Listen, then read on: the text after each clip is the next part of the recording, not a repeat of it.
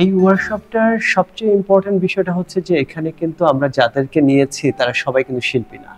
মানে একটা ওয়ার্কশপ কিছুটা তৈরি করবে, সৃষ্টি করবে, তো সে যে জায়গাটায় মানে শিল্পী ছাড়াও যে কেউ তৈরি করতে পারে ওই জায়গাটাকে আমরা খুব বেশি এখানে গুরুত্ব দিয়েছি, যে কিভাবে আমরা অনেক রকমের মানুষকে একসাথে নিয়ে একটা কালেকটিভ একটা স্পিরিট তৈরি করতে পারি, যেখানে অন্তত কি সৃষ্টি হলো একদিনে তো আসলে সে অনেক বড় কিছু তৈরি করবে না, কিন্তু এই এই প্রক্রিয়াটার ভেতর দিয়ে সে কিন্তু একটা নতুন একটা আইডিয়া পাবে, একটা ধারণা পাবে যে একজন সৃষ্টিশীল মানুষ যেভাবে চিন্তা করে সেও কিভাবে এই জায়গাটায় থাকতে পারে, বিলং করতে পারে। এবং আমার কাছে মনে হয় যে এটা আমাদের জন্য খুব বেশি দরকার, যে এই সোসাইটিতে কিভাবে আমরা আমাদের যে কোনো প্রস্তুতিতে, আমরা যে কোনো প্রক্রিয়াকে যখন আমরা ত্বরান্বিত করি সেখানে কিভাবে আমাদের এই সৃষ্টিশীলতাটাকে প্রায়োরিটি দিব।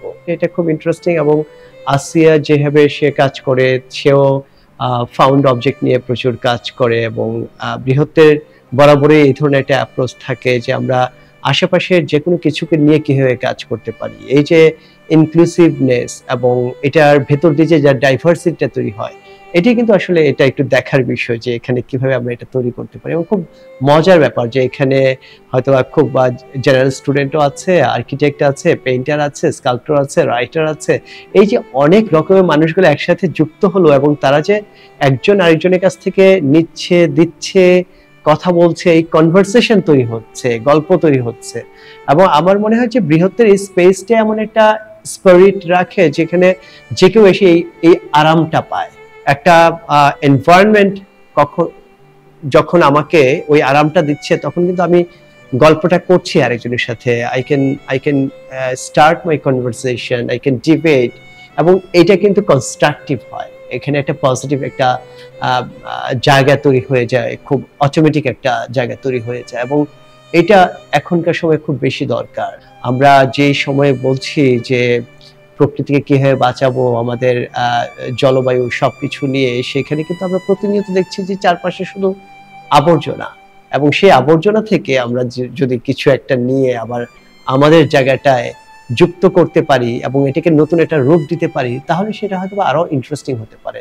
আজকে এখানে আসিয়া কিন্তু লেদার স্ক্র্যাপ নিয়ে আসছে ইতালি থেকে, বা সিডার উড, যেটাও মানে বিভিন্ন জায়গা থেকে সে মানে ফেলে দেওয়া জিনিসটাকে কালেক্ট করে নিয়ে আসছে। এবং আমাদের এখানেও আমরা তাই করেছি। এই কমিউনিটির ভেতরেই কিন্তু হাজারীবাগ তো একটা পুরো ট্যানারি এরিয়া, তো সেখান থেকে অনেক রকম ম্যাটেরিয়ালস আমরা কালেক্ট করেছি। এবং ছেলে মেয়ে যারা পার্টিসিপেট করছে, আর্টিস্টরা যারা পার্টিসিপেট করছে, তারাও কিন্তু অনেক কিছু নিয়ে এসেছে। এই সবকিছু মিলে, এবং হয়তোবা আপনি একটা কিছু আনলেন, আমি সেটা থেকে নিয়ে আমি নতুন একটা কিছু তৈরি করছি। এই যে এক্সচেঞ্জটা, এটা কিন্তু একটা নতুন সম্পর্ক জুড়ে দিচ্ছে। সেই জায়গা থেকে এটা খুব ইম্প্যাক্টফুল, খুব মিনিংফুল, এবং এটার ভেতর দিয়ে আমরাও লার্ন করছি। এটা আমাদের জন্য একটা ডিফারেন্ট এক্সপিরিয়েন্স।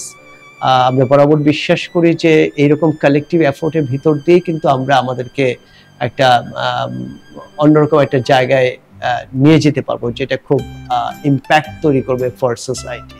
তো এই জায়গা থেকে এই inclusivity and diversity is very interesting workshop.